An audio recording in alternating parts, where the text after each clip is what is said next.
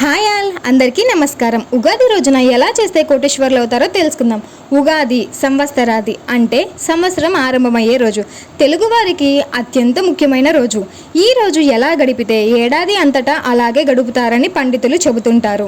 ఆ రోజు ఏం చేయాలి అనగా ఏప్రిల్ 9న ఏ దేవుడిని పూజించాలి, ఎలా ఆరాధిస్తే అష్టైశ్వర్యాలతో పాటు భోగభాగ్యాలు కలుగుతాయి, పురాణాలు ఇతిహాసాలు ఏం చెబుతున్నాయో తెలుసుకుందాం. అంతకంటే ముందు మీకు ఈ వీడియో నచ్చినట్టయితే please do like, share and subscribe to my channel. Ugadi పండుగ రోజున తెల్లవారుజామునే నిద్రలేచి అనగా సూర్యోదయానికి ముందుగా కాలకృత్యాలు తీర్చుకొని గడపలకు పసుపు రాసి కుంకుమ బొట్లు పెట్టి అలంకరించాలి. ఆ తర్వాత ఇంటి గుమ్మాలకు మామిడి తోరణాలు కట్టి విష్ణుమూర్తి లక్ష్మీదేవిని పూజించాలి.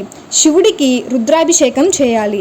విష్ణుమూర్తి అష్టోత్తరం, లక్ష్మీదేవి అష్టోత్తరం లేదా విష్ణుమూర్తి సహస్రనామం, లక్ష్మీదేవి సహస్రనామాన్ని కానీ పఠించాలి. భక్తితో విశ్వాసంతో ఉగాది రోజున విష్ణుమూర్తిని, లక్ష్మీదేవిలను, పార్వతీ పరమేశ్వరులను ఆరాధిస్తే మంచి ఫలితాన్ని పొందగలరని పురాణ ఇతిహాసాలు చెబుతున్నాయి. అంతేకాకుండా ఈ ఏడాదిలో వచ్చే ప్రతికూల సమస్యలను ఎదుర్కొనే శక్తి నాకివ్వు, నాకు అష్ట ఐశ్వర్య భోగ భాగ్యాలను ఇవ్వు అంటూ స్వామి అమ్మవార్ల ముందు సంకల్పాన్ని దృఢంగా తీసుకోవాలి. ఆ తరువాత దగ్గరలోని దేవాలయానికి వెళ్ళి స్వామిని దర్శించుకొని బ్రాహ్మణుల ఆశీర్వాదం తీసుకోవాలి.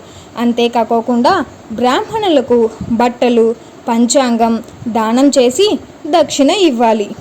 ఈ విధంగా మీరు గనక ఉగాది పూజ చేసినట్లయితే మీకు అష్టైశ్వర్యాలు లభిస్తాయి.